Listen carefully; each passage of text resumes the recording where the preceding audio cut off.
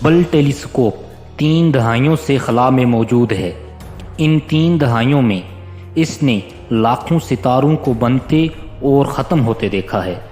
Hubble telescope خلا کے علم کا ایک سمندر ہے۔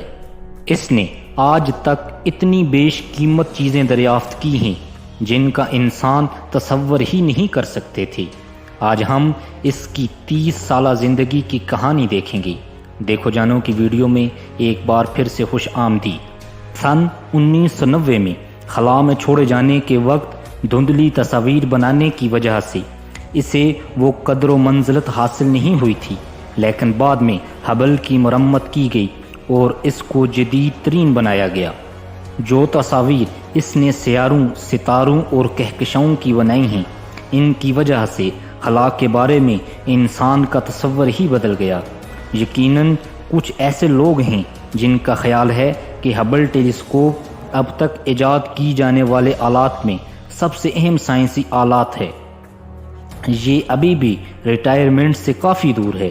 یورپین خلائی ایجنسی ایسا کے ساتھ مل کر اس دوربین کے مشن کو چلانے والے امریکی خلائی ادارے ناسا کا کہنا ہے کہ اس کے لیے پیسہ اور وقت تک فراہم کیا جا رہا ہے۔ جب تک اس کی افادیت اپنی جگہ موجود رہے گی، اس دوربین کو ہم چلاتے رہیں گے۔ گزشتہ سال اس ٹیلیسکوپ سے حاصل کی گئی تصاویر اور ڈیٹا کی بنیاد پر 1000 سے زیادہ سائنسی مقالے شائع ہوئے، لہٰذا یہ اب بھی سائنسی دریافتوں کے لیے اہم پیش رفت ہے۔ انجینئرز مستقل اس ٹیلیسکوپ کے مختلف سسٹمز اور اس کے کام پر نظر رکھے ہوئے ہیں۔ قابل اطمینان بات یہ ہے کہ اس کے چاروں آلات، جن میں تصاویر لینے والے 2 امیجرز یا کیمرے اور اجرام فلکی کی روشنی کا تجزیہ کرنے والے 2 اسپیکٹروگراف، بالکل صحیح کام کر رہے ہیں۔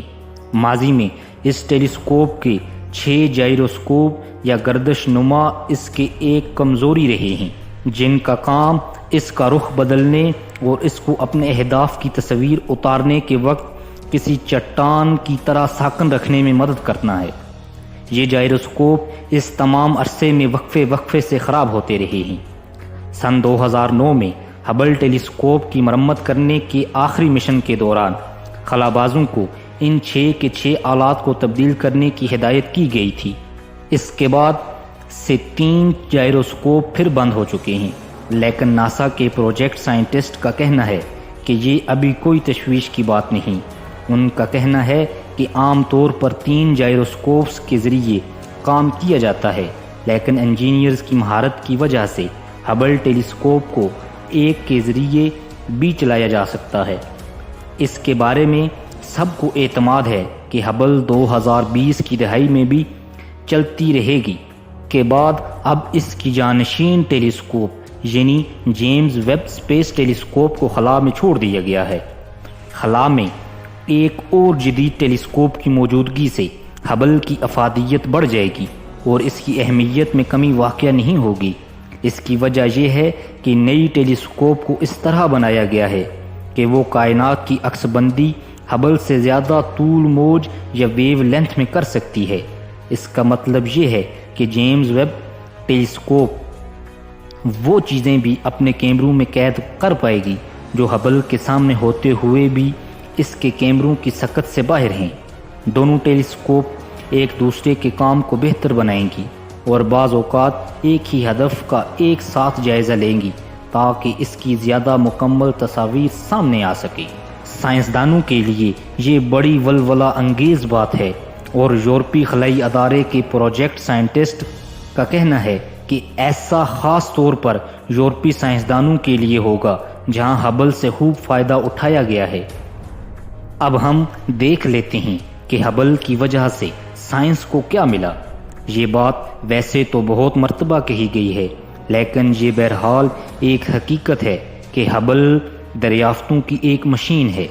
سن 1990 میں اس دوربین کے خلا میں بھیجے جانے سے پہلے سائنسدانوں کو یہ علم نہیں تھا کہ ہماری کائنات 10 ارب سال پرانی ہے یا 20 ارب سال پرانی ہے۔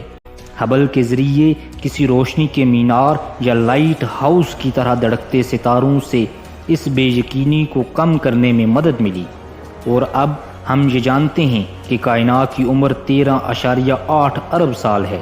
اس دوربین کی وجہ سے یہ علم ہو سکا ہے کہ کائنات نہ صرف پھیل رہی ہے بلکہ اس کی رفتار میں بھی اضافہ ہو رہا ہے، اور اس دریافت پر نوبل انعام بھی دیا گیا تھا۔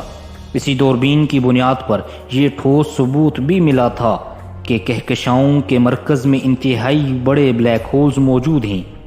یہ بھی کتنی حیران کن بات ہے کہ ہبل ٹیلیسکوپ کو خلا میں بھیجے جانے سے پہلے سائنسدان نظام شمسی سے باہر موجود کسی ایک بھی سیارے یا ایکسو پلینٹ کا پتہ نہیں لگا پائے تھے۔ ہبل کے ذریعے آج ان دور دراز دنیاؤں کی فضاؤں کا مشاہدہ کیا جا رہا ہے تاکہ اندازہ لگایا جا سکے کہ وہاں پر حالات کیسے ہیں۔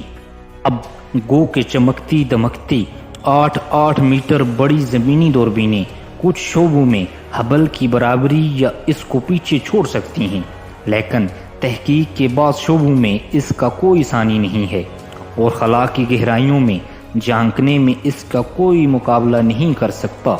اس کے ذریعے ڈیپ فیلڈ مشاہدے، جن میں آسمان کے کسی مخصوص حصے کو کئی دن تک مسلسل دیکھا جا سکتا ہے، اس سے بہت دور دراز اور انتہائی مدھم کہکشاؤں کی شناخت کرنے میں مدد ملی ہے، اور یہ فلکیات کی سب سے بڑی کامیابیوں میں سے ایک ہے۔ اس کی تحقیق سے ہمیں یہ معلوم ہوا ہے کہ بگ بینگ کے چند کروڑ سال بعد ہماری کائنات کس طرح کی تھی۔ علم کی جستجو کرتے میرے پیارے دوستو، آپ کو ہماری یہ ویڈیو کیسی لگی؟ امید کرتا ہوں یہ ویڈیو آپ کو پسند آئی ہوگی۔ اگر پسند آئی تو ویڈیو کو لائک، شیئر اور چینل کو سبسکرائب کریں۔ آپ نے اپنا قیمتی وقت نکال کر ہماری یہ ویڈیو دیکھی، آپ کا بہت شکریہ۔